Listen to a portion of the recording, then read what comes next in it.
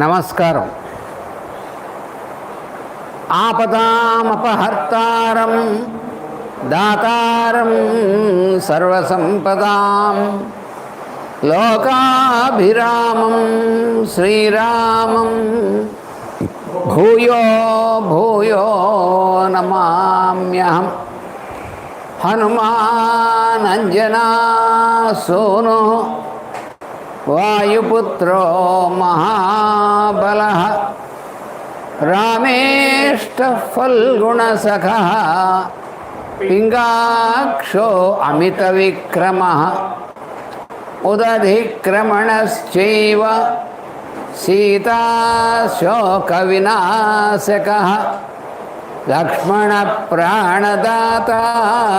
చ దశగ్రీవస్య దర్పः ద్వాదశైతాని నామాని కపీంద్రస్య మహాత్మనః స్వాపకాలే పఠేన్నిత్యం యాత్రాకాలే విశేషతః తస్య మృత్యుభయం నాస్తి సర్వత్ర విజయీ భవేత్. తస్య మృత్యుభయం నాస్తి సర్వత్ర విజయీ భవేత్. తస్య మృత్యుభయం నాస్తి సర్వత్ర విజయీ భవేత్. శ్రీరాఘవం దశరథాత్మజమప్రమేయం సీతాపతిం రఘుకులాన్వయరత్నదీపం ఆజానుబాహుమరవిందదళాయతాక్షం రామం నిశాచరవినాశకరం నమామి. రామాయ రామభద్రాయ రామచంద్రాయ వేధసే రఘునాథాయ నాథాయ సీతాయా పతయే నమః. నమోస్తు రామాయ సలక్ష్మణాయ దేవ్యై చ తస్యై జనకాత్మజాయై. నమోస్తు రుద్రేంద్రయమానిలేభ్యో నమోస్తు చంద్రార్కమరుద్గణేభ్యః. తదున్నసం పాండురదంతమవ్రణం శుచిస్మితం పద్మపలాశలోచనం ద్రక్ష్యేతదార్యావదనం కదాన్వహం ప్రసన్నతారాధిపతుల్యదర్శనం కూజంతం రామ రామేతి మధురం మధురాక్షరం ఆరుహ్య కవితా శాఖాం వందే వాల్మీకి కోకిలం సర్వవేదార్థతత్వజ్ఞం వేదార్థ ప్రతిపాదకం పురాణసార సర్వజ్ఞం కృష్ణం వందే జగద్గురుం. ఓమస్మద్గురుభ్యో నమః.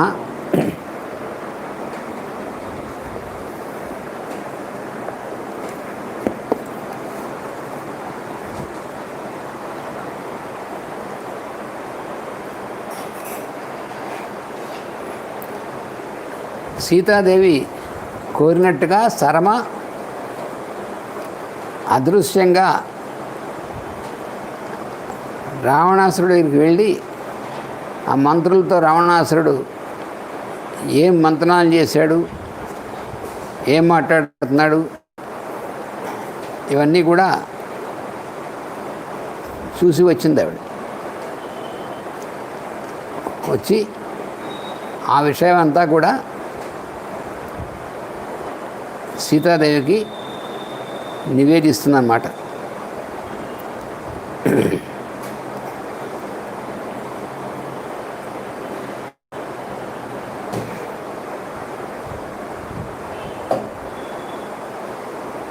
అప్పుడు తల్లి అయినటువంటి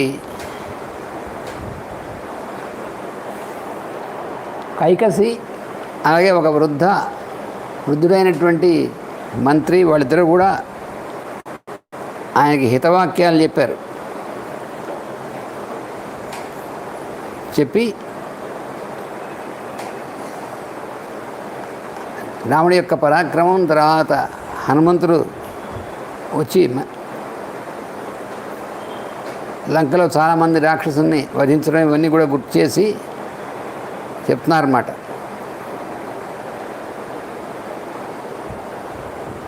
లంఘనం సముద్రస్య దర్శనం చ హనుమతః వధం చ రాక్షసాం యుద్ధే కః కుర్యాన్ మానుషో యుధి. వాళ్ళు చెప్పారన్నమాట. ఏమిటంటే సముద్రం అంతకుముందు రాముని గురించి చెప్పారు. రాముని యొక్క పరాక్రమం గురించి, రాముని యొక్క లక్షణాల గురించి చెప్పి దీయతాం అభిసత్కృత్య మనుజేంద్రాయ మైథిలి అని చెప్పారు కదా. తీసుకువెళ్ళి సత్కారం చేసి మర్యాదగా మైథిలిని తీసుకువెళ్ళి రాముడికి అప్పచెప్పడం మంచిది. నిర్దర్శనం తే పర్యాప్తం జనస్థానే యదద్భుతం. జనస్థానం చూసినటువంటిది అది చాలు నీకు. ఉదాహరణకి రాముడి యొక్క పరాక్రమం ఎలాంటిదో అని చెప్పారు. ఇప్పుడు హనుమంతుడి గురించి కూడా చెప్తున్నారు. ఏమిటంటే సరే రాముడి సంగతి అలా ఉంచు, ఆయన సేవకులైనటువంటి వాళ్ళు కూడా ఎంత పరాక్రమంతో చూసాం కదా. హనుమంతుడు వచ్చాడు మన దగ్గరికి, సముద్రాన్ని ఒక్కడే సముద్రాన్ని దాటి వచ్చి మరి మన రాక్షసుల్లో ఎంతోమందిని వధించి, ప్రధానమైనటువంటి రాక్షసులందరినీ కూడా వధించి వెళ్ళాడు. ఇది మామూలు సామాన్య మానవుడు ఎవరైనా చేయగలడా ఈ పని? సామాన్యులు ఎవరైనా చేయగలరా అసలు? దాన్ని బట్టి కూడా తెలుస్తుంది కదా వాడు పరాక్రమం ఎటువంటిదో అని. ఏవం స మంత్రివృద్ధైశ్చ మాత్రా చ బహుబోధిత. ఈ విధంగా అనేక విధాలు బోధించారు వాడు. తల్లి ఆగా వృద్ధుడైనటువంటి ఆ అమాత్యుడు మంత్రి వాళ్ళందరూ బోధిస్తే నత్వాముత్సహతే మోక్తుం అర్ధమర్ధపరో యథా. బాగా ధనాన్ని ఆర్జించినటువంటి వాడు ధనాన్ని ఎలాగే విడిచిపెట్టలేడో అలాగా వీడు ఈ రావణుడు నిన్ను వదిలేసి నిన్ను తిరిగి ఇచ్చేయడం అనేటువంటి విషయంలో మాత్రం అతనికి అంగీకారం లేదు. నోత్సహత్యమృతో మోక్తుం యుద్ధే త్వామితి మైథిలి. అందుకని నిన్ను వదిలిపెట్టడానికి వాడు మనస్కరించట్లేదు, వాడు ఒప్పుకోవట్లేదు ఎవరు చెప్పినాను. వాడు చివరికి తన ప్రాణాలను వదిలిన తర్వాత కానీ నిన్ను వదిలిపెట్టాడు అన్నట్టుగా ఉందని చెప్తుంది. వాడు నిన్ను వదిలిపెట్టాలి, నిన్ను రాముడికి అప్పచెప్పాలి, నిన్ను వదిలిపెట్టాలి అంటే ముందు వాడు ప్రాణాలను వదిలేయాలి. కాబట్టి యుద్ధంలో వాడు చచ్చిపోతే కానీ నిన్ను వదిలిపెట్టేట్లేడు వాడు. సమాత్యస్య నృశంసస్య నిశ్చయో హేషవర్తతే. వాళ్ళు ఆ సామాత్యస్య అమాత్యస్య అమాత్యులందరూ కూడా ఉన్నారే వాళ్ళ మంత్రులు, వాళ్ళు కూడా వీళ్ళలాగే క్రూరమైనటువంటి విధంగా ఉండేటువంటి వాళ్ళు కాబట్టి వాళ్ళందరూ దాన్నే సమర్థించారు. తదేషా సుస్థిరా బుద్ధిర్ మృత్యులోభాద్ ఉపస్థిత భయాన్న శక్తస్త్వాం మోక్తుం అనిరస్త సంయుగే. వాడికి బుద్ధి ఎలా పనిచేస్తుందంటే మృత్యులోభాత్ ఉపస్థిత, సుస్థిర మృత్యులోభాత్ ఉపస్థిత. వాడి బుద్ధి స్థిరంగా ఉంది. దేని మీద అంటే నిన్ను తిరిగి రాముడికి అప్పచెప్పను అనేటువంటి దాని మీదే వాడి బుద్ధి అలా స్థిరంగా ఉంది, మారటం లేదు వాడిని ఎవరు చెప్పినా కూడా. ఎందుకనంటే మృత్యులోభాత్, వాడి మృత్యువు వాడి నెత్తి మీద ఎక్కువ ఉంది. అందుకని వాడు ఆ మృత్యువు చేతిలోకి ఉన్నటువంటి వాడు కాబట్టి వాడు ఎవరు చెప్పినా నేను తీసుకెళ్ళి రాముడికి అప్పచెప్పాలనేటువంటి విషయం వాడికి అంగీకారం కుదరట్లేదు వాడికి. భయాన్న శక్తస్త్వాం మోక్తుం అనిరస్త సంయుగే. అందువల్లనే వాడికి యుద్ధంలో రాక్షస సంహారం అయిపోయి తాను సంహరింపబడిన తర్వాత కానీ నిన్ను విడిచిపెట్టడం జరగదు. అందుకని వాడికి రాముని గురించి చెప్పారు, హనుమంతుని గురించి చెప్పారు, వాళ్ళ బలం గురించి చెప్పారు. ఏ భయం చూపించినా వాడికి అర్థం కావట్లేదు. అందుకని భయపెట్టినందువల్ల కూడా ఏం ఉపయోగం లేదు వాడికి. ఎందుకంటే వాడు మృత్యు రాసిపెట్టింది వాడికి. నిహత్య రావణం సంఖ్యే సర్వథా నిశితై స్థిరై ప్రతినేష్యతి రామస్త్వాం అయోధ్యాం అసితే క్షణే. ఓ అసితే క్షణ అంటే నల్లని కన్నులు కలిగినటువంటి దాన, ఓ అందమైనటువంటి కన్ను కలిగినటువంటి దాన, ఓ సీత, నీ భర్త తప్పనిసరిగా తన వాడి అయినటువంటి బాణాలతో నిశితై శరై, వాడి అయినటువంటి బాణాలతో రావణం నిహత్య, రావణాసురుని చంపి త్వాం నిన్ను అయోధ్యాం ప్రతినేష్యతి, అయోధ్యకి తీసుకువెళ్తాడు. దాంట్లో ఇక సందేహం లేదు. నీకు అసలు ఇది కన్ఫర్మ్డ్ అంటుందన్నమాట. నీకు సందేహపడాల్సింది ఏం లేదు ఇందులో. తప్పదు. వాడు వధింపబడడం తప్పదు. ఎందుకంటే వాడికి ఎవరు చెప్పినా వింటలేదు కాబట్టి. ఏ తస్మిన్ అంతరే శబ్దో భేరీ శంఖ సమాకుల సుతో వై సర్వసైన్యానాం కంపయన్ ధరణీతలం. ఇలా చెప్తుండగానే ఒక్కసారి ఉన్నటువంటి వీళ్ళిద్దరికీ కూడా వినబడింది శబ్దం. ఏమిటిది? భేరీ శంఖ సమాకుల. భేరీలు వాయిస్తున్నటువంటివి, శంఖనాదాలు, ఇవన్నీ కూడా సైన్యాలు, వాళ్ళ సైన్యాలు వీళ్ళ సైన్యాలు అన్నీ కూడా అవి వాయిస్తుంటే భూమి అదిరిపోతుంట. అలా వినబడింది వీళ్ళకి. శ్రుత్వాదుతం వానర సైన్యనాదం లంకాగత రాక్షసరాజభృత్యా హతౌజసో దైన్యపరీతచేష్టా శ్రేయో నపశ్యంతి నృపస్య దోషాత్. ఈ వానర సైన్యం చేస్తున్నటువంటి నాదం ఉందే, ఆ ధ్వని అంతా కూడా వాళ్ళు శ్రుత్వా విని, ఎవరు? లంకాగత రాక్షసరాజభృత్యా, లంకలో నివసించేటువంటి రాక్షసరాజు యొక్క భృత్యులైనటువంటి వాడు ఉన్నారే, రావణాసుడు యొక్క సేవకులు, ఆయన దగ్గర సైన్యంలో ఉన్నటువంటి వాళ్ళు, సేవకులైనటువంటి వాళ్ళు, వాళ్ళందరూ కూడా ఆ వానరులు చేసినటువంటి మహానాదాన్ని విని హతౌజస, వాళ్ళ యొక్క బలమంతా కూడా పీల్చబడినట్టు అయిపోయింది వాళ్ళకి. ఒక్కసారి ఉత్సాహం అంతా పోయింది వాళ్ళకి. హతౌజస దైన్యపరీతచేష్టా, వాళ్ళ మనస్సంతా దీనత్వంతో నిండిపోయింది వాళ్ళకి, భయం. శ్రేయో న పశ్యంతి నృపస్య దోషాత్, వాళ్ళ రాజుగారు చేసినటువంటి పాపం వల్ల వాళ్ళకి ఇంకా శ్రేయస్సు లేదు, వాళ్ళకి శ్రేయస్సు కలుగుతుందని నమ్మకం లేదు. అంటే వాళ్ళు బతుకుతారని నమ్మకం లేదు వాళ్ళకి. అప్పటికే వాళ్ళ ధైర్యం పోయింది. ఇది రావణాసురుడి దగ్గర ఉన్నటువంటి రాక్షసులు భృత్యులైనటువంటి వాళ్ళందరూ ఉన్నారే, ఆ వానర సైన్యం నుంచి వాళ్ళు చేసినటువంటి నాదం వినేప్పటికే వీళ్ళ గుండెలు బయలిపోయాయి. ఇక మనం వాళ్ళని గెలుస్తాం, మనం బతుకుతాం, యుద్ధంలో గెలుస్తాం అనేటువంటి ఆశ పోయింది వాళ్ళకి. ఎందుకంటే వాళ్ళు రాజైనటువంటి వాడు దోషంతో కూడినటువంటి వాడు చేసిన దోషం వల్ల ఇదంతా వచ్చిందని తెలుసు వాళ్ళకి. పాపం ఏం చేస్తారు? ఈ విధంగా 34వ సర్గ పూర్తయిపోయింది. 35వ సర్గలో ప్రవేశిస్తున్నాం. తేన శంఖ విమిశ్రేణ భేరీ శబ్దేన నాదినా ఉపయాతి మహాబాహు రామ పరపురంజయ. పరపురంజయ ఇతరుల యొక్క వాళ్ళ యొక్క విజయాన్ని, అంటే శత్రువులు వాళ్ళ యొక్క పురములు, వాళ్ళ యొక్క ఆశలు అనేటువంటి పురాల్ని జయించేటువంటి వాడు. అలాగే పురములంటే వాళ్ళ యొక్క శరీరాన్ని కూడా అర్థం. పురం అనేటువంటి మాటకి శరీరం అని కూడా అర్థం ఉంది. ఎందుకంటే పురుష అనేటువంటి శబ్దం ఉంది కదా, పురుష అనేటువంటి శబ్దానికి అర్థం ఏమిటంటే పురిశాయతే ఇది పురుష అని. పురం అంటే ఇది ఉండడానికి నివాసయోగ్యమైనటువంటిగా ఉండడానికి కట్టుకున్నటువంటి దాన్ని పురం అంటారు. అంటే ఒక ఆకారం అన్నమాట. దాని యందు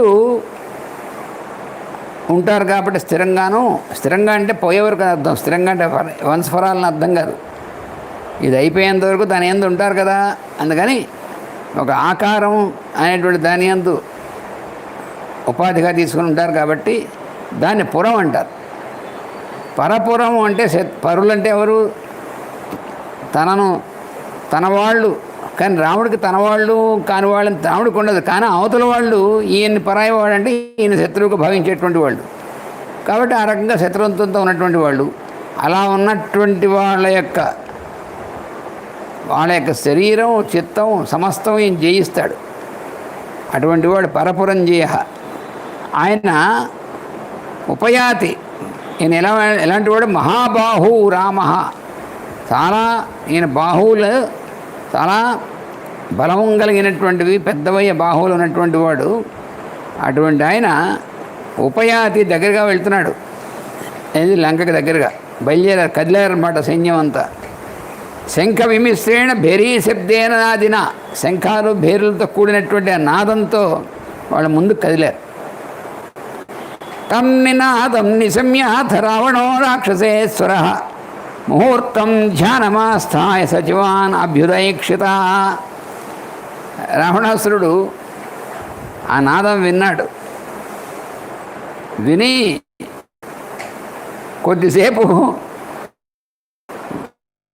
వాడు కళ్ళు మూసుకొని ఆలోచించాడు. ఆలోచించి అప్పుడు ఒకసారి కళ్ళు తెరిచి తమ యొక్క మంత్రులు వైపు చూస్తున్నాడు అన్నమాట వాడు. అథతాన్ సచివాన్ తత్ర సర్వాన్ అభాష్య రావణ సభాం సన్నాదయన్ సర్వామిత్యువాచ మహాబల జగత్సంతాపన క్రూరో అగర్హ్యన్ రాక్షసేశ్వర. వాడప్పుడు ఆ మంత్రులందరినీ సంబోధించాడు. వాళ్ళంతా మాట్లాడుతున్నాడు. వాడు ఎటువంటి వాడు అంటే ప్రపంచం మొత్తానికి తాపం కలిగించేటువంటి వాడు. ప్రపంచానికి చక్కగా ఆహ్లాదం కలిగించాలి కానీ తాపం కలిగించకూడదు కదా. వాడు ఎంతసేపటికు నేను నా ప్రతాపంతో ప్రపంచాన్ని జయించాను, నా పరాక్రమంతో అందరినీ ఓడగొట్టాను, జయించాను, చావగొట్టాను అనేటువంటిది బుద్ధి. కానీ అవతల వాళ్ళని జయించడం, చావగొట్టడం కాదు కదా. వాళ్ళని చక్కగా హాయిగా ప్రశాంతంగా ఉండేట్టుగా చేయాలి, వాళ్ళకి ఆనందం కలిగించాలి. అలాంటిది కాదు వీడు. క్రూరకర్మ చేసేటువంటి వాడు. అందుకే వాడు రాక్షసులు. ఇప్పుడు ఇక్కడ ఏంటంటే రాక్షసులు అంటే రాక్షస గుణాలు కలిగినటువంటి వాళ్ళు అన్నమాట. రాక్షసులు అంటే కొంతమంది వాళ్ళు కామరూపులు కాబట్టి భయంకరమైన రూపాలను చూపిస్తారు అవతల వాళ్ళు భయపెట్టేందుకు. కానీ భయంకరమైనటువంటి రూపాలు అనేటువంటి చూపించకపోయినప్పటికీ రాక్షసులే వాళ్ళు. ఎందుకంటే వాళ్ళ లోపల ఉద్దేశం అనేటువంటిది క్రూరకర్మ, క్రూరమైనటువంటి ఉద్దేశంతో ఉన్నటువంటి వాళ్ళు అన్నమాట వాళ్ళు. అందుకని వాళ్ళు రాక్షసులు. అందుకని రాక్షసేశ్వరుడు జగత్సంతాపన, ప్రపంచానంతటినీ కూడా సంతాపం కలిగించేటువంటి వాడు. క్రూర, వాడికి క్రౌర్యం. క్రౌర్యం అంటే అసలు నిర్దయ అన్నమాట. ధైర్యం, దయ అనేటువంటిది, దాక్షిణ్యం అనేటువంటిది ఏమాత్రం లేకుండా ఉన్నటువంటి వాడు ఎవరి మీద కూడా. అటువంటి వాడు. అలాగే వాడు మహాబలవంతుడైనటువంటి వాడు. అటువంటి వాడు ఆ సభలో ఉన్నారు. ఇంకా సభామందిరంలో ఉన్నారు వీళ్ళు. వాడు మంత్రులతో మంత్రం చేస్తున్నాడు కదా. అటువంటి వాడు అందరినీ సంబోధిస్తూ ఇలా అంటున్నాడు. తరణం సాగరస్యాస్య విక్రమం బలపౌరుషం యదుక్తవంతో రామస్య భవంతస్తన్మయా శృతం. మీలో చాలామంది ఆ రాముడి యొక్క పరాక్రమాన్ని నాకు చెప్పారు. చాలా విన్నాను, ఇలాంటివి వింటున్నాడు. వాడి మంత్రుల్లో కూడా కొంతమంది చెప్తూనే ఉన్నారు. ఆ వృద్ధ మంత్రి అయినటువంటి ఆయన చెప్పాడు, తర్వాత మిగతా వాళ్ళు చెప్పారు, అందరూ వాళ్ళు చెప్తూనే ఉన్నారు. చెప్పినా కూడా వాడికి అది నిజమని తెలిసినా కూడా వాళ్ళకి ఒప్పుకోవడం అనేటువంటిది వాడికి ఇష్టం లేదు. అదే ఫాల్స్ ప్రెస్టీజ్ అంటే అదే. వాడు నిజమని తెలుసు, కానీ వాడు ఏమంటున్నాడంటే తరణం సాగరస్యాస్య విక్రమం బలపౌరుషం. సముద్రం దాటి వచ్చాడు వాడు పరాక్రమవంతుడు, వాడు బలం వాడింది పౌరుషం అనేటువంటిది ఉంది అని యదుక్తవంతో రామస్య భవంతః తన్మయా సుతం. మీరందరూ రావణుని గురించి చెప్తున్నటువంటిది నేను చాలా విన్నాను ఇలాంటిదంతాను. భవంతశ్చాప్యహం వేద్మి యుద్ధే సత్యపరాక్రమాన్. మీరందరూ కూడా యుద్ధంలో చాలా పరాక్రమం కలిగినటువంటి వాడు కదా మీరందరూను. మీ సంగతి తెలుసు కదా అని మీరందరూ కూడా తక్కువ వాళ్ళండి. మీరందరూ ఇంతమంది యుద్ధాలు బాగా పరాక్రమం చూపించినటువంటి వాళ్ళే కదా. భవంతశ్చ అపి అహం వేద్మి. భవంతశ్చ యుద్ధే సత్యపరాక్రమాన్ని అహం వేద్మి. మీరందరూ కూడా యుద్ధంలో మంచి పరాక్రమం కలిగినటువంటి వాళ్ళు, అవతల వాడిని జయించేటువంటి వాళ్ళని నాకు తెలుసు. తూష్ణీకానీక్షతో అన్యోన్యం విదిత్వా రామ విక్రమం. ఇప్పుడు రాముడి యొక్క పరాక్రమం అనేటువంటి వాటిని తెలుసుకొని మీరందరూ ఒకరి మహారాళ్ళు చూసుకుంటారేమిటి?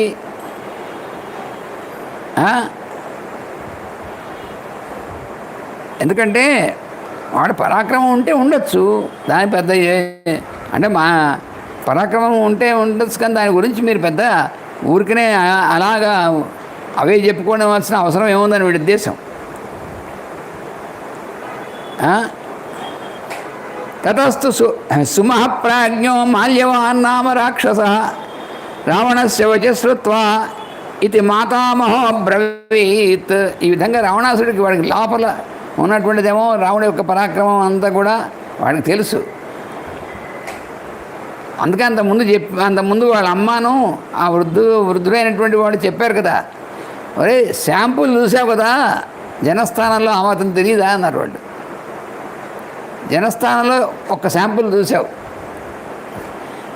ఒక ముహూర్తం అన్నర కాలం అంత సమయంలో ఒక్కడే ఇంకోడెవడు సహాయం లేకుండా మహాబలవంతులు, భయంకరమైనటువంటి వాళ్ళు, భయంకరమైన ఆయుధాలు పెట్టుకున్నటువంటి వాళ్ళు అందరూ కలిసి వాడి మీద వెళ్ళి పట్టినప్పుడు 14,000 మంది వాళ్ళ నాయకులు అందరినీ ఒకటిన్నర ముహూర్తంలో అలా ఏమీ లెక్క లేకుండా చంపేశాడని తెలుసు కదా నీకు. అలాంటిది నువ్వు ఏమిటి ఎవరు చెప్పినా అని చెప్పి వాళ్ళు చెప్పారు కదా. అందుకని వీడికి తెలుసు. వీడికి తెలిసినప్పటికీ కూడా వీడు సీతను వదలని అంటాడు. వాడికి అదేంటే అదే అనమాట. వాడు అంతకుముందు చెప్పింది కదా, వాడికి మృత్యువుని ఎత్తిమి పొంది వాడికి అందుకని అలా ఉన్నాడు అందుకని అనమాట. అందుకని వాడు మిగతా వాళ్ళని దబాయిస్తున్నాడు. మీరు మాత్రం మీ పరాక్రమం ఉంది కదా, మనకు లేదండి పరాక్రమం, మనం ఇంతకుముందు యుద్ధాలు చేయలేదా, రాముడు పరాక్రమం ఉంటే ఉండొచ్చు రాముడు పరాక్రమం అయితే ఏమిటా ఆయన దబాయిస్తున్నాడు అనమాట వాడు. ఇదంతా చూసి తతః సుమహాప్రాజ్ఞ, చాలా ప్రజ్ఞావంతుడైనటువంటి ఆయన ఇంకో ఆయన ఉన్నాడు, మాల్యవాన్ నామ రాక్షస. మాల్యవాంతుడు అనేటువంటి పేరు కలిగినటువంటి రాక్షసుడు ఉన్నాడు. ఆయన ఎవరు? రావణాసురుడికి మాతామహుడు. అంటే ఎలాగా? రావణాసురుడి యొక్క తల్లికి పినతండ్రి. రావణాసురుడి యొక్క తల్లి అయినటువంటి కైకసికి పినతండ్రి అయినటువంటి వాడు మాల్యవంతుడు. ఆయన విని ఆయన చెప్తున్నాడు, విద్యా స్వభివినీతో యో రాజా రాజన్నయానుగ సశాస్తి చిరమైశ్వర్యం హరీశ్చ కురుతే వసే. ఓ రాజా,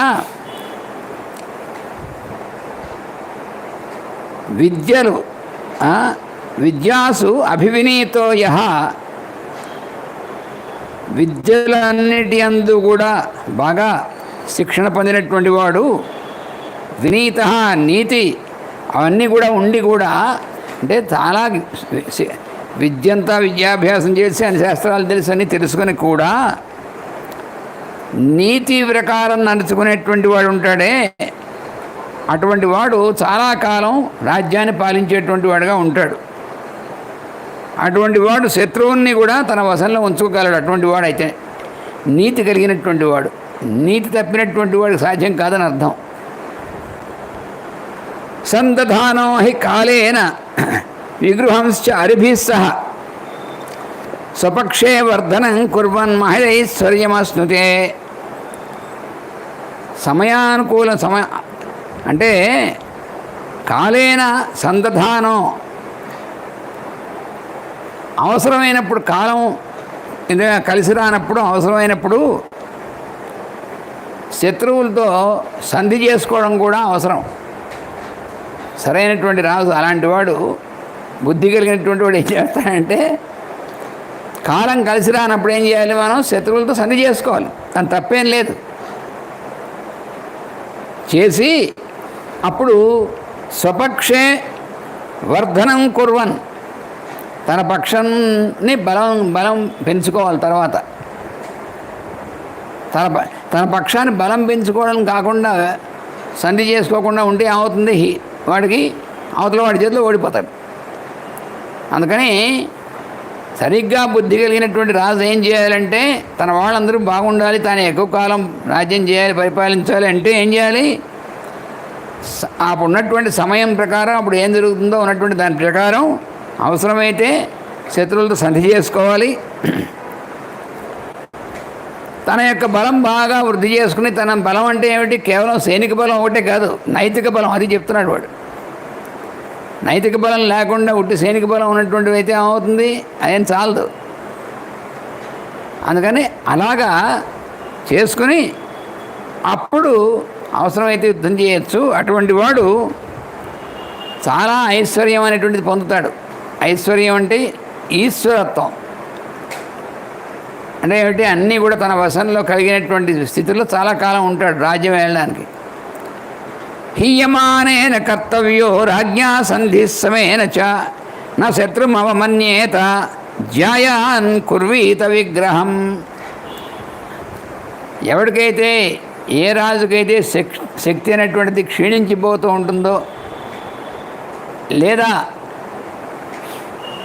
శత్రువుతో సమానమే అనేటువంటి శక్తి మాత్రమే ఉంటుందో, అంటే తన శక్తి క్షీణించిపోవడం కానీ లేకపోతే తన శక్తి శత్రువులతో సమానమైనటువంటిది మాత్రమే ఉందో, అంతకంటే మించి లేదనుకోండి, అప్పుడు ఏం చేయాలి, సంధి చేసుకోవాలి. మన శక్తి మన బలం వాళ్ళ బలం సమానంగానే ఉన్నాయి, మనది ఎక్కువ అంతకంటే మించి బలం లేదు, లేదా మన బలం క్షీణిస్తోంది అనుకున్నప్పుడు ఏం చేయాలి, మనకంటే ఎక్కువ బలం కలిగినటువంటి వాడు శత్రువు ఉంటే అప్పుడు మనం సంధి చేసుకోవాలి. కానీ శత్రువు మనకంటే బలంగా ఉన్నప్పుడు వాడు ఎంత అవమానకరంగా చేస్తే వాడు మన చితక కొడతాడు. అందుకని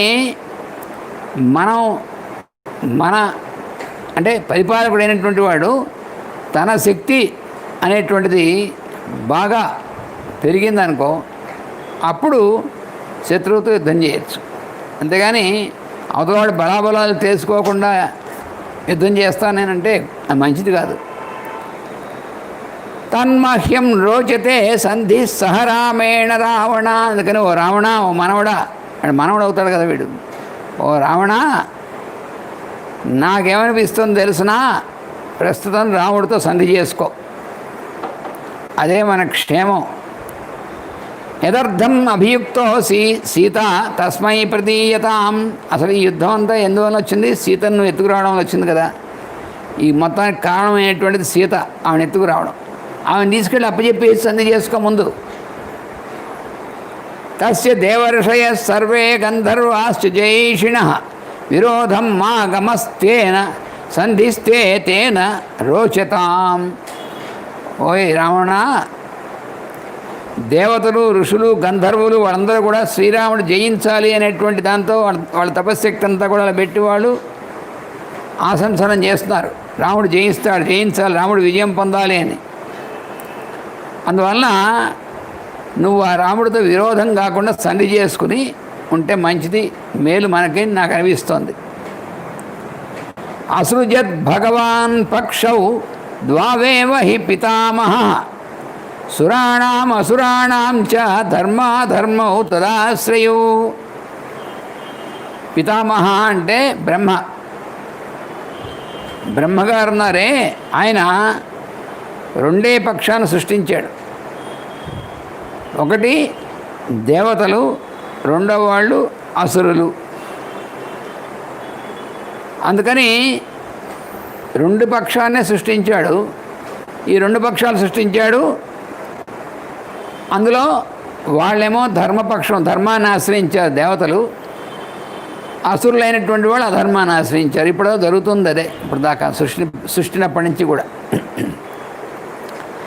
దేవతలు మీదకి వీళ్ళు దండెత్తి రావడం, మళ్ళీ చివరికి దేవతలకి బలం చేకూరడం, వీళ్ళు ఓడిపోవడం, ధర్మ సంస్థాపన జరగడం అంటే ఎప్పుడు జరుగుతూనే ఉంది. ఇదేం కొత్తగా ఉందేంటి ఏమన్నా?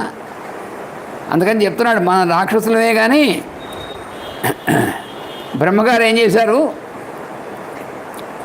రెండే వర్గాలను సృష్టించారు. వర్గం అంటే ఇక్కడ పార్టీస్ అని కాదు, రెండు రకాలైన వాళ్ళని సృష్టించాడు ఆయన. దేవతలు సద్గుణాలు కలిగినటువంటి వాళ్ళు, దానవులు రాక్షసులు దుర్గుణాలు కలిగినటువంటి వాళ్ళు. మరి వాళ్ళేమో ధర్మాన్ని ఆశ్రయించారు ఎప్పుడు కూడా. అందుకని భగవంతుడి యొక్క అనుగ్రహం, భగవంతుడి యొక్క ఇది వాళ్ళకు ఉంది. మరి మనము రాక్షసులు, మనం ఎప్పుడు కూడా ఎవరు చూసినా అధర్మమే ఆశ్రయించినటువంటి వాళ్ళు. అందుకని మనకి నాశనం తప్పదు, ఎప్పుడు జరుగుతూనే ఉంది. ధర్మో హి శ్రూయతే పక్ష అమరాణాం మహాత్మనాం. అమరాణాం, అమరులు అంటే దేవతలు. వాళ్ళు ఎప్పుడు కూడా ధర్మం వై ధర్మో హి శ్రూయతే పక్ష, ధర్మపక్షమే వాళ్ళు ఉంటారు. ధర్మాన్నే వాళ్ళు ఎప్పుడు కూడా ఆశ్రయించి ఉంటారు. అధర్మో రాక్షసాం పక్షే అసురాణాం చ రాక్షస.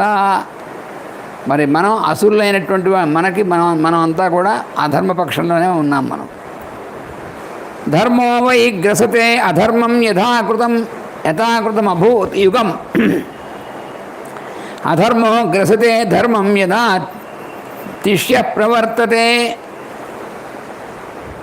సత్యయుగం అనేటువంటి సత్యయుగం అనేటువంటి లక్షణాలు ఉన్నప్పుడు ఎప్పుడూ కూడా ధర్మం బలంగా ఉంటుంది, అధర్మాన్ని మింగివేస్తుంది.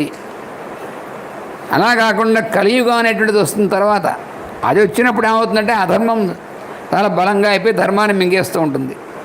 ఇది ఎప్పుడు జరుగుతూ ఉంటాయి. తత్వయా చరతాలోకాన్ ధర్మోపి నిహతో మహాన్. నువ్వేం చేసావు అంటే అన్ని లోకాలు తిరిగావు, బాగానే ఉంది. కానీ నువ్వు అన్ని లోకాలు తిరిగి నువ్వు అధర్మమైనటువంటి విధంగా అంటే ధర్మాన్ని నాశనం చేసావు.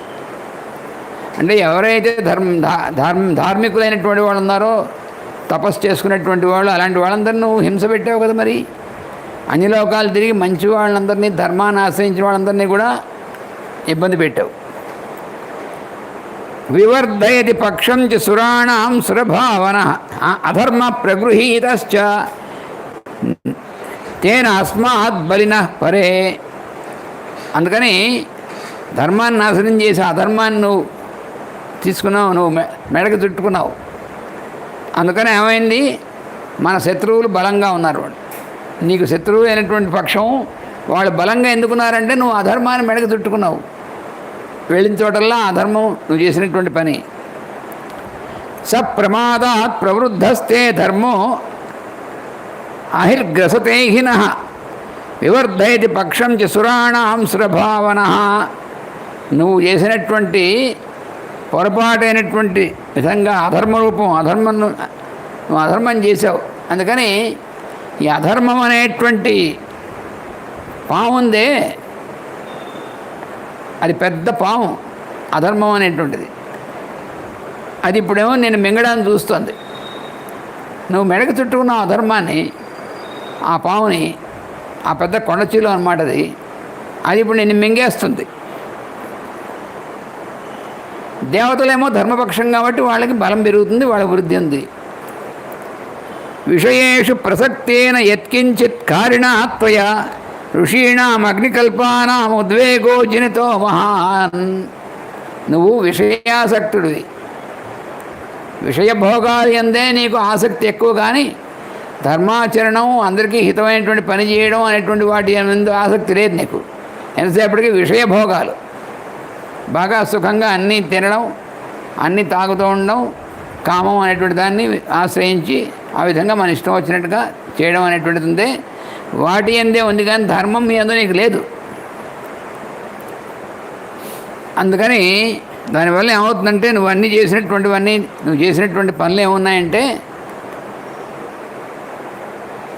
అగ్ని వంటి అగ్నితో సమానమైనటువంటి తేజస్సు కలిగేటువంటి ఋషులు ఉన్నారే, వాళ్ళందరికీ కూడా ఉద్వేగం కలిగించావు నువ్వు చేసేటువంటి పనుల వల్ల, పాప కృత్యాల వల్ల. తేషాం ప్రభావో దుర్ధర్ష ప్రదీప్తైవ పావక. ఆ ఋషుల యొక్క ప్రభావం ఎటువంటిది? పావక ఇవ ప్రదీప్త, అగ్నిలాగా జ్వలిస్తూ ఉంటారు ఋషులందరూ కూడా. అటువంటి ప్రభావం వాడిది. తపసా భావితాత్మానో ధర్మస్య అనుగ్రహే రతా. అందుకని వాళ్ళ తపశ్శక్తి అంతా ఉపయోగించి వాళ్ళు ధర్మం అనేటువంటిది ఎప్పుడు కూడా నిలబడాలి, ధర్మపక్షం విజయం పొందాలి అనేటువంటిది వాళ్ళు ఆశంసనం చేస్తున్నారు. వాళ్ళు ముఖ్యైర్యజ్ఞైర్యజంచేతే తైస్తైర్యత్తే ద్విజాతయః. వాళ్ళందరూ కూడా ఆ ద్విజులైనటువంటి వాళ్ళందరూను విధి విధానం ప్రకారం అగ్నిలో ఆహుతులు వేస్తూ జుహ్వంతి అగ్నిశ్చ విధివత్ వేదాంశ ఉచ్చైరధీయతే. వేదమంత్రాన్ని చక్కగా వాళ్ళు ఉచ్చరిస్తూ అగ్నిలో ఆహుతి చేస్తూ లోకహితం కోసం వాళ్ళు యజ్ఞం చేస్తున్నారు ఎప్పుడు కూడా.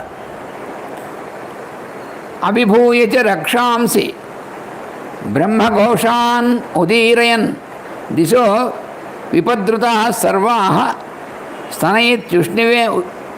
స్తనయిష్ణురివోష్ణగే. ఎలాగైతే వేసవి కాలంలో ఉన్నటువంటి మేఘాలు ఉన్నాయే, అవి అన్ని ఒకవేళ వేసవి కాలంలో మబ్బులు వచ్చినా కూడా ఎక్కువ కాలం నిలబడవు. వర్షాకాలంలో మబ్బులు వస్తే అవి బాగా ఎక్కువ కాలం అంతా కూడా నిలబడి వర్షం కురవచ్చు. కానీ వేసవి కాలంలో ఉన్నటువంటి మబ్బులు వచ్చాయనుకోండి, ఎంతసేపు ఉంటే ఒకసారి దడదడమని వెళ్ళిపోతే మళ్ళీ వెళ్ళిపోతాయి. అలాగా ఈ రాక్షసులైనటువంటి వాళ్ళు ఉన్నారే మన వాళ్ళందరూ కూడా, వీళ్ళు అందరూ కూడాను చాలా ఆ ఋషులు చేసేటువంటి వేరధ్వని వల్ల, వాళ్ళు చేసేటువంటి యజ్ఞానం వల్ల వీళ్ళు ఎన్ని చేసినా కూడా వీళ్ళు నిలవలేరు దాని ముందు మనవాళ్ళు.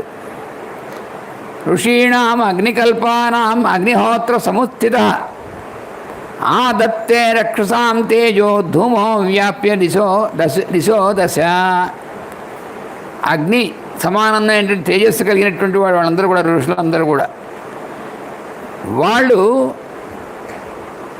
అగ్నిహోత్రం చేస్తుంటే పైకి వచ్చినటువంటి ఆ పొగ ఉందే, ఆ హోమగుండాలోంచి వచ్చినటువంటి పొగ ఉంది, అది ఏం చేస్తుందంటే అన్ని దిక్కులా వ్యాపించి 10 దిక్కులా కూడాను మన రాక్షసుల యొక్క తేజస్సు అంతటిని కూడా ఆ పొగ మింగేస్తుంది. వాళ్ళు చేస్తున్నటువంటి యజ్ఞగుండంలో ఉన్నటువంటి హవిస్సులు వేస్తుంటే వచ్చినటువంటి పొగ అన్ని దిక్కులా వ్యాపించి మన రాక్షసుల యొక్క తేజస్సు అంతటిని కూడా హరించి వేస్తుంది. తేషు చ దేశేషు పుణ్యేష్వేవ దృఢవ్రతై చర్యమాణం తపస్వీనాం సంతాపయతి రాక్షసాన్. అందువల్ల అనేకమైన వాళ్ళు చేసినటువంటి ఆ యజ్ఞాలు, వాటి యొక్క పుణ్యకర్మలు అవన్నీ ఉన్నాయి చూసావా, అవన్నీ కూడా వాళ్ళందరూ కూడా తపస్సు చేసేటువంటి వాళ్ళు, దృఢవ్రతులైనటువంటి వాళ్ళు కాబట్టి వాళ్ళు చేస్తున్నటువంటి ఆ తపస్సు వల్ల రాక్షసులకు ఎప్పుడు సంతాపం కలిగి తీరుతుంది. దేవదానవ యక్షేభ్యో గృహీతశ్చ వరస్త్వయ. నువ్వు వరాలు పొందావు, అది కదా నీకు నీ గర్వం అంతా ఏమిటంటే నన్నెవడు ఏమీ ఎదిరించలేడు అని నువ్వు ఎందుకు గర్వపడుతున్నావు అంటే, నువ్వు వరాలు పొందావుగా బ్రహ్మగారి దగ్గర నుంచి. ఏమని పొందావు వరాలు? దేవదానవ యక్షేభ్యో గృహీతశ్చ వరస్త్వయ. నీకు మృత్యువు లేకుండా వరాలు పొందాయంటున్నావు. ఎవరి దగ్గర నుంచి? దేవతలు, దానవులు, యక్షులు, పన్నగులు, వీళ్ళెవరి దగ్గర నుంచి మృత్యువు లేకుండా వరాలు పొందావు. అందుకని ఊరికి గర్వపడుతున్నావు. కానీ మనుష్య, వానర, వృక్ష, గోలాంగూల, మహాబలాహ, మానవులు, వానరులు, ఎలుగుబంటులు, గోలాంగులు, వాళ్ళందరూ ఉన్నారే చాలా బలమైనటువంటి వాళ్ళు. వాళ్ళ చేతిలో మృత్యువు రాకుండా నువ్వేం వరం పొందలే, బ్రహ్మగారిని దగ్గర నుంచి ఆ వరం వాళ్ళని నువ్వు పెద్ద లెక్కేసుకోలే నువ్వు వాళ్ళని. ఇప్పుడు మహాబలాహ బలవంత ఇహ ఆగమ్య గర్జంతి దృఢ విక్రమా, వాళ్ళు మహాబలవంతులై ఇప్పుడు మన ముందుకు వచ్చి గర్జిస్తున్నారు బ్రహ్మాండమైనటువంటి పరాక్రమంతో. నువ్వు చస్తావు ఇప్పుడు, ఎందుకంటే నువ్వు వాళ్ళని ఎదిరించలేవు. నీకు వరాలు వీళ్ళ నుంచి మృత్యు లేకూడదని వరం లేదు నీకేం అర్థం కావట్లేదు అంటున్నాడు. ఉత్పాతాన్ వివిధాన్ దృష్ట్వా ఘోరాన్ బహువిధాన్ బహూన్ వినాశం అనుపశ్యామి సర్వేషాం రక్షసామహం. అనేకమైనటువంటి ఉత్పాతాలు కనిపిస్తున్నాయి. ఆ ఉత్పాతాలన్నీ కూడా మన రాక్షసుల యొక్క వినాశాన్ని సూచిస్తున్నాయి. నేను చూశాను ఆ ఉత్పాతాలన్నీ కూడాను మన వాళ్ళ యొక్క నాశనాన్ని సూచిస్తున్నాయి ఉత్పాతాలన్నీ కూడా. సురాభిస్తనితా ఘోర మేఘ ప్రతిభయంకరా, మేఘములు చాలా భయంకరమైనటువంటి ధనులు చేస్తున్నాయి. మామూలుగా మేఘాలు వస్తే ఉరుగుతాయి, మామూలే, అది పర్వాలేదు. కానీ ఒక రకమైనటువంటి భయాన్ని గొలిపేటువంటివి చేసి శోణితేన అభివర్షంతి లంకాముష్ణేన సర్వతః, లంకలో అన్ని చోట్ల కూడా రక్తంతో కూడినటువంటి వేడిగా ఉన్నటువంటి వర్షాన్ని కురిపిస్తాయి ఆ మేఘాలు. చూసావా నువ్వు? అది అర్థమైందా నీకు అంటున్నాడు. ఏ నగరంలో అయితే రక్తంతో కూడినటువంటి వర్షం పడుతుందో అక్కడ ఉన్నటువంటి వాళ్ళకి వినాశాన్ని సూచిస్తుంది అని శకునం. మరి ఇప్పుడు మన లంక మీద పడింది చూడలేదా నువ్వు? వర్షం పడింది, అది మామూలు నీటి వర్షంలో లేదు, అది ఎర్రగా రక్తం పడుతుంది మేఘాల్లోంచి. అవేమో భయంకరంగా క్రూరంగా గర్జిస్తున్నాయి మేఘాలు.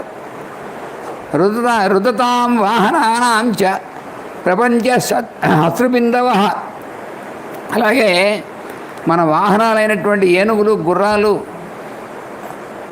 అవన్నీ ఉన్నాయే, అవన్నీ కూడా ఏడుస్తున్నాయి, కళ్ళనీళ్ళు కారుస్తున్నాయి.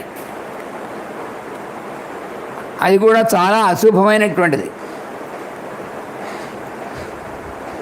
రజోధ్వస్త వివర్ణాశ్చ న ప్రభాంతి యథాపురం, అలాగే మన నగరంలో ఉన్నటువంటి దిక్కులన్నీ కూడా మలినమైపోయినట్టుగా ఉండి దుమ్ము కొట్టుకున్నట్టుగా ఉన్నాయి. ప్రకాశం ఒకప్పుడు మన లంకానగరం అంతా మంచి ప్రకాశమానంగా ఉంటుంది, ఇప్పుడు ఏ ప్రకాశమో లేదు, అలా ఉన్నాయి అవన్నీ కూడా. పోనీ రోజు అవన్నీ శుభ్రపరుస్తున్నారంటే శుభ్రపరచట్లేదంటే శుభ్రపరుస్తే ఎప్పుడు శుభ్రంగానే ఉంచుతారు వాడు, ఉన్నా అలాగే ఉన్నాయి.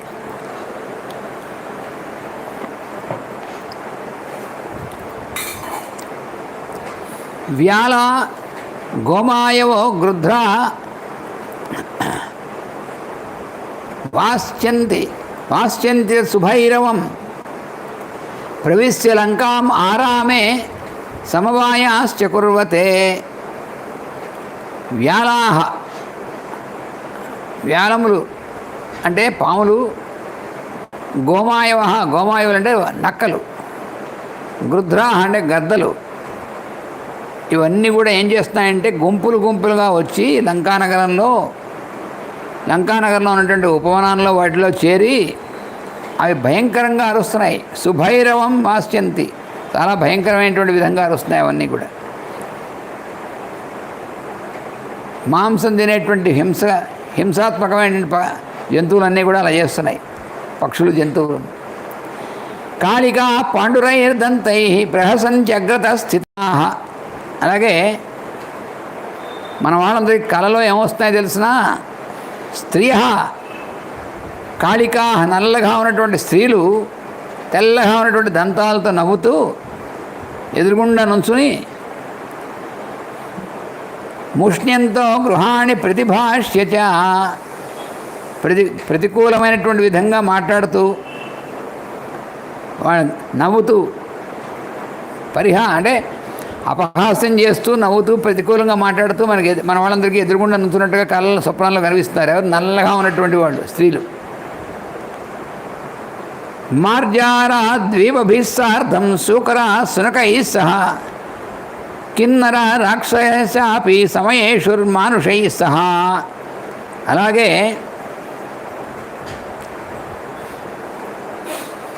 మార్జారాహ అంటే ఇవి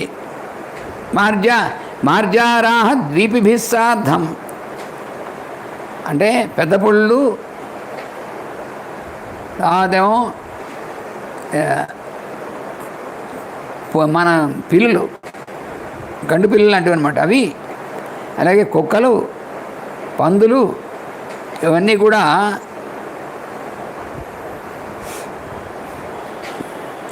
కిన్నరా రాక్షసైశ్చాపి సమేయు మానుషై సహా. మనుష్యులతో, రాక్షసుల్లో అయినటువంటి వాళ్ళ యొక్క రాక్షసులతో అంటే మనుష్యులతో వాళ్ళందరితో కూడా వచ్చి భయంకరమైనటువంటి ఆ జంతువులన్నీ వచ్చి మనుషుల దగ్గరికి వచ్చి వాళ్ళని రాసుకుంటూ వాళ్ళ దగ్గర తిరుగుతున్నాయి.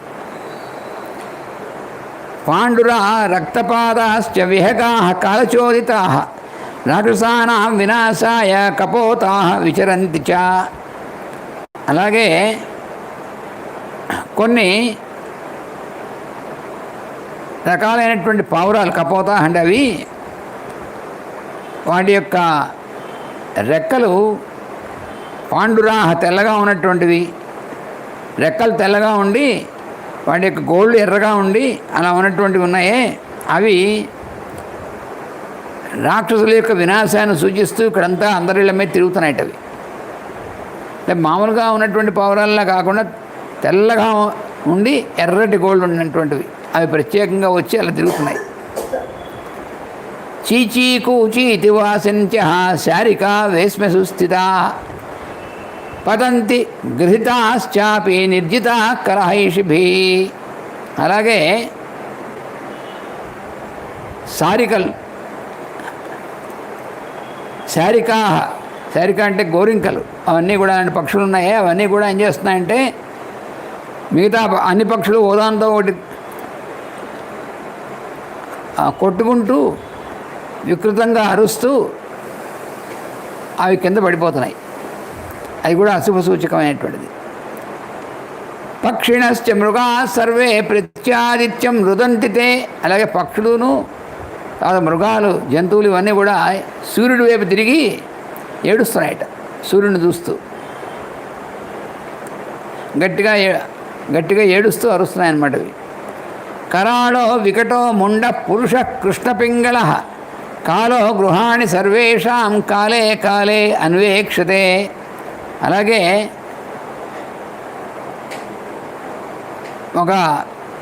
ఒక పురుషుడు ఎటువంటి వాడంటే కరాళ, వాడి తలకాయ లేకుండా ఉట్టి శరీరం ఉన్నటువంటి వాడు. వికట, వాడు వికటమైనటువంటి విధంగా ఉన్నటువంటి వాడు, నల్లగా ఉన్నటువంటి వాడు, తర్వాత పైన జుట్టు లేనటువంటి వాడు. అటువంటి వాడు మాటిమాటికి వచ్చి ఇక్కడ లంకలో ఉన్నటువంటి ఇళ్ల వైపు చూస్తున్నట్ట. అలాంటి వాడు వికృతమైనటువంటి వాడు. ఏతాని అన్యాని దుష్టాని నిమిత్తాన్ని ఉత్పతంతి చ. ఇలాగే ఇంకా చాలా శకునాలు ఘోరమైనటువంటివి కనిపిస్తున్నాయి మన లంకానగరంలోనూ. అందుకని విష్ణుం మన్యామహే రామం మానుషం రూపమా స్థితం. అందుకని తెలుసుకోరా ఓ సన్నాసి, రాముడు ఎవరో కాదు, సాక్షాత్ విష్ణువే మనిషి యొక్క మానవావతారం ఎత్తొచ్చాడు, తెలుసుకో ఎప్పటికైనా. నహి మానుషమాత్రో సౌ రాఘవో దృఢ విక్రమగా. వీడు మామూలుగా సామాన్యమైనటువంటి మానవుడు అనుకుంటున్నావు నువ్వు, కాదు, సాక్షాత్ విష్ణువే. ఏన బద్ధ సముద్రే చ సేతు పరమాద్భుత. సముద్రం మీద 5 రోజుల్లో అద్భుతమైనటువంటి సేతు ఇంకెవడన్నా కట్టగలరా?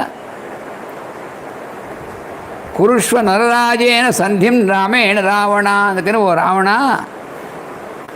ఆ నరరాజు అయినటువంటి వాడు, మనుషుల్లో ఉన్నటువంటి రాజు అయినటువంటి వాడు, ఆయనతో సంధి చేసుకో. జ్ఞాత్వా అవధార్య కర్మాణి క్రియతాం ఆయతి క్షమం. ఈ ఉత్పాతాలన్నీ కూడా నీకు చెప్పినవి గుర్తుపెట్టుకో. వీటి ప్రకారం సారం ఏమిటో నేను చెప్పాను, ఏం జరుగుతుందో అది నువ్వు తెలుసుకొని భవిష్యత్తులో మనం బాగుండాలంటే ఏం చేయాలో అవి నువ్వు నిశ్చయించి ఆ పని చేయి అని చెప్పాడు. ఇదం వచస్తస్య నిగమ్య మాల్యవాన్ పరీక్ష రక్షోధిపతేర్మనః పునః. ఈ మాటలన్నీ చెప్తూ వాడు రావణాసుడి యొక్క మనస్సులో ఏమనుకుంటున్నాడు, వీడు ఆవిడ మనస్సుని ఎంత గమనించాడు. మరి వీడు వాడికి తాత కదా, వీడు బాగా మహాప్రజ్ఞావంతుడు. అందుకని ఈ చెప్తున్నటువంటి బుర్రకెక్కించుకుంటున్నాడా అయినా ఇంకా మొండిగానే ఉన్నాడా అని చెప్పి వాడి మనస్సుని గమనించాడు. గమనించి అనుత్తమేషు ఉత్తమ పౌరుషో బలి బభూవ తూష్ణీం సమవేక్ష రావణం. మంత్రుల్లో చాలా శ్రేష్టమైనటువంటి వాడు, మహాబలవంతుడైనటువంటి వాడు మాల్యవంతుడు. కానీ మంచి బుద్ధి కలిగినటువంటి వాడు, అన్నీ ఉన్నటువంటి వాడు. అందుకని వాడు చెప్పాడు. చెప్తే వాడికి ఏమీ బుర్రలో మార్పు రావట్లేదు, చూశాడు. ఇంకా అనవసరం వీడు చెప్పడం అని చెప్పి మౌనంగా ఉండిపెట్ట.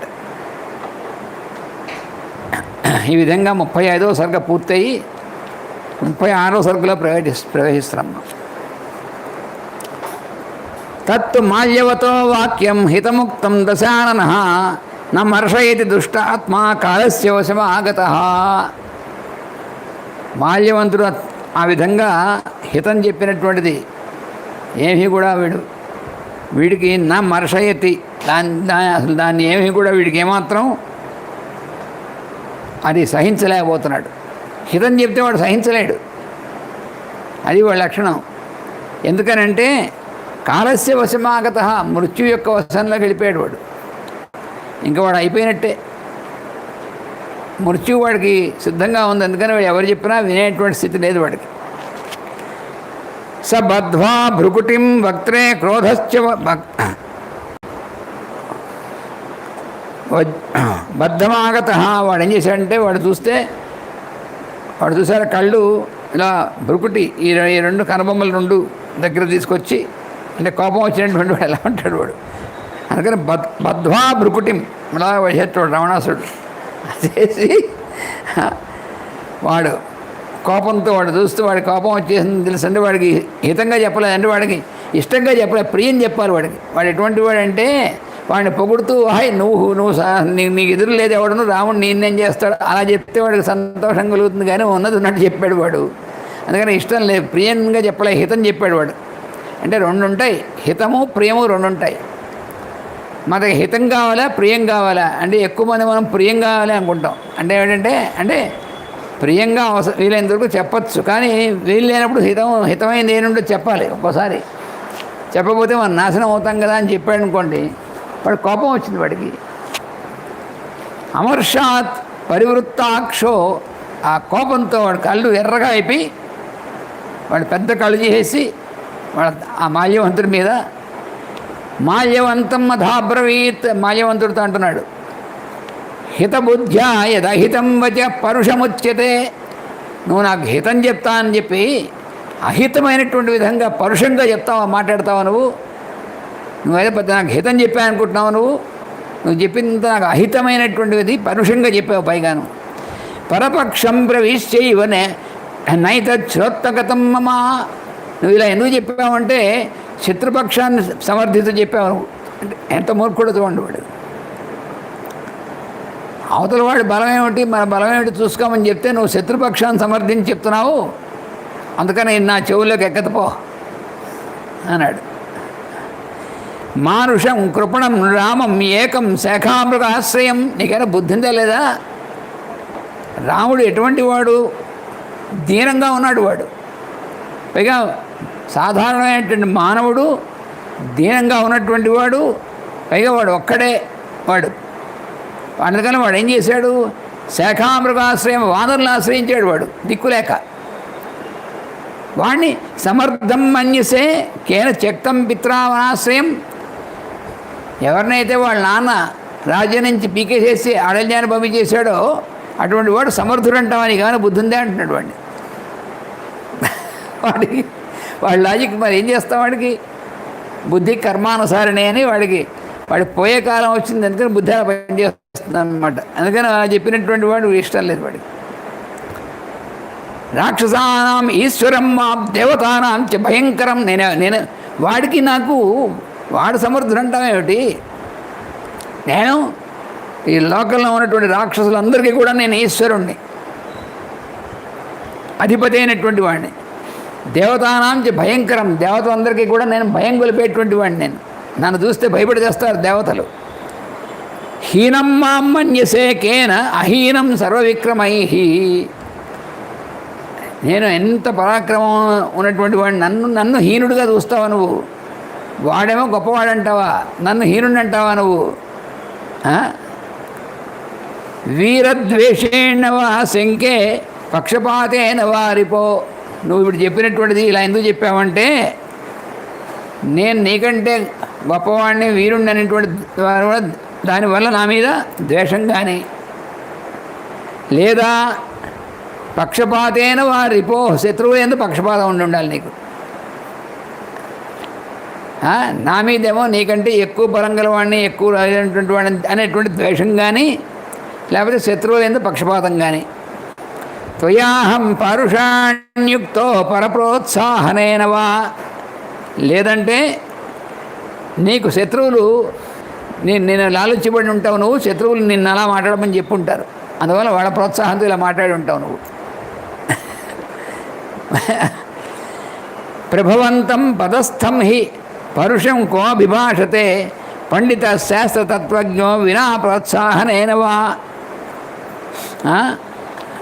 ఎవడైతే ప్రభావశాలి, నా వంటి ప్రభావశాలి అయినటువంటి వాడు, పైగా రాజ్యంలో సుప్రతిష్టమైనటువంటి వాడిని నేను, అటువంటి వాడితో బుద్ధి ఉండి శాస్త్రం తెలిసినటువంటి వాడు ఎవడైనా సరే శత్రువు యొక్క ప్రోత్సాహం లేకుండా ఇలాంటివి మాటలు, పరుషమైనటువంటి మాటలు మాట్లాడతాడా నాతో? కాబట్టి నువ్వు శత్రువులతో చేతులు కలిపినటువంటి వాడు అంటున్నాడు వాడిని, మాజీవంతుడిని. ఆనీయచ వనాన్ సీతాం పద్మహీనాం ఇవ శ్రియం కిమర్థం ప్రతిదాస్యామి రాఘవస్య మహాభయాదహం. ఏమయ్యా, సీతని చాలా అందమైనటువంటిది ఎందుకని తెచ్చుకున్నాను నేను. అలా అరణ్యంలో ఉన్నటువంటి సీతని, ఆవిడ అందమైనటువంటి దాన్ని, కమలముల్లా అందమైనటువంటి ఆవిడ అనేటువంటి దాన్ని నేను తెచ్చుకున్నాను. అలాంటి ఆవిడ్ని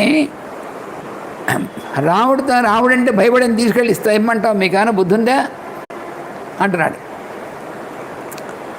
వృతం వానరకోటిభి సుగ్రీవం సలక్ష్మణం పశ్య కైశ్చిత్ అహోభిశ్చ రాఘవం నిహతం మయా. చూస్తూ ఉండు, కొద్ది రోజులు ఏం జరుగుతుందో తెలిసినా, కోట్ల మంది వానరులు, ఆ సుగ్రీవుడు, లక్ష్మణుడు, వాళ్ళందరితో కలిపి రావణ నేను హతం చేయబోతున్నాను.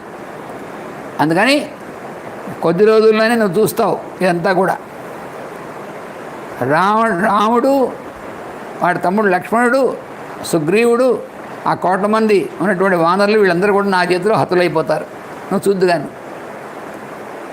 ద్వంద్వేయస్య నతిష్టంతి దైవతాన్యపి సంయుగే.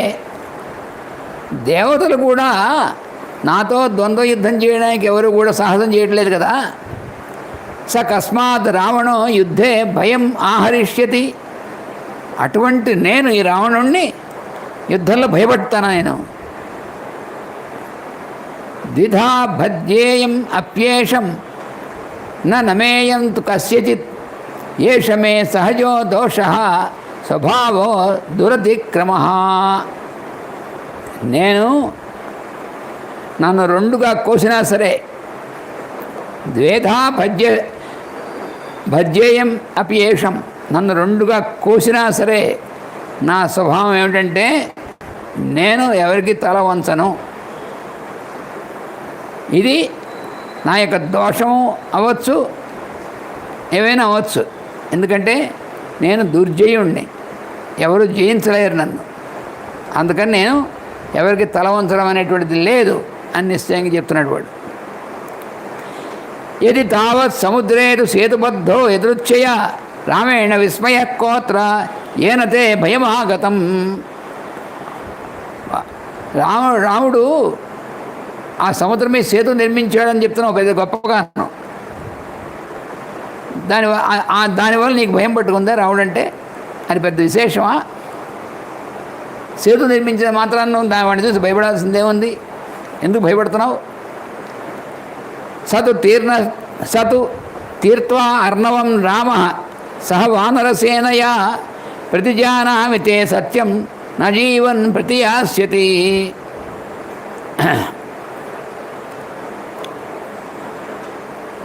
నువ్వు చెప్పినట్టుగా ఆ వానర సైన్యంతో కలిసి సముద్రాన్ని దాటి వచ్చాడు, ఇక్కడ లంకకి వచ్చాడు, నాకు తెలుసు. ఈ వచ్చినవాడు వెనక్కి తిరిగి ప్రాణాలతో వెళ్తాడంటావని నాకేమన్నా తిరిగి వాడు వెళ్తాడా ప్రాణాలతో? వాళ్ళందరూ కూడా నా చేతులు చచ్చిపోయేట్టు సిద్ధంగా ఉంటే వాడు ప్రాణాలతో తిరిగి వెళ్ళడు. అందుకు నువ్వు గొప్పగా వాడు సేతు కట్టాడు, దాని మీద వాళ్ళందరితో వచ్చాడు, లంక దాకా వచ్చాడు, ఎందుకు గొప్పలు చెబుతావు? ఊరికి నేను తిరిగి వెళ్తాడా వాడు అంటున్నాడు. ఏవం బ్రువాణం సంరబ్ధం దృష్టం విజ్ఞాయ రావణం వ్రీడితో మాల్యవాన్ వాక్యం నోత్తరం ప్రత్యపద్యత. ఈ విధంగా మాట్లాడుతున్నాడు, కోపంతో మాట్లాడుతున్నాడు. ఏవం బ్రువాణం సంరబ్ధం దృష్టం విజ్ఞాయ, వాడు రుష్టం అంటే కోపం బాగా తాగెక్కింది వాడికి, అలా మాట్లాడుతున్నాడు.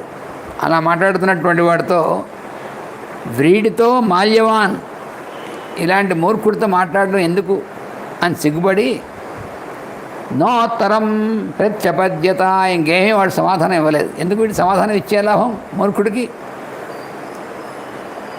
ఎవరన్నా చెప్పింది వినేటువంటి వాడు వాడితో అలాంటి వాడిని చెప్పాలి, కానీ అంత చెప్పినా కూడా వాడు అలా ఉన్నా అంటే పరమమూర్ఖుడు అని మాట వాడు. అందుకని మూర్ఖుడితో ఇంకా ఏం మాట్లాడడం అనవసరం అని మాల్యవంతుడికి ఏం సమాధానం చెప్పలేదు.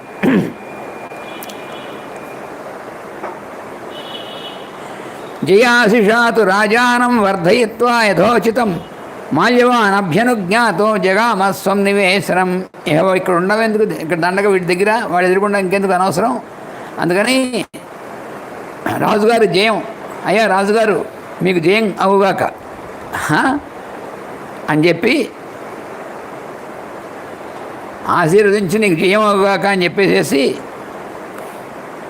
వాడి దగ్గర సెలవు తీసుకుని మాల్యవంతుడు ఇంటికి వెళ్ళిపోయాడు.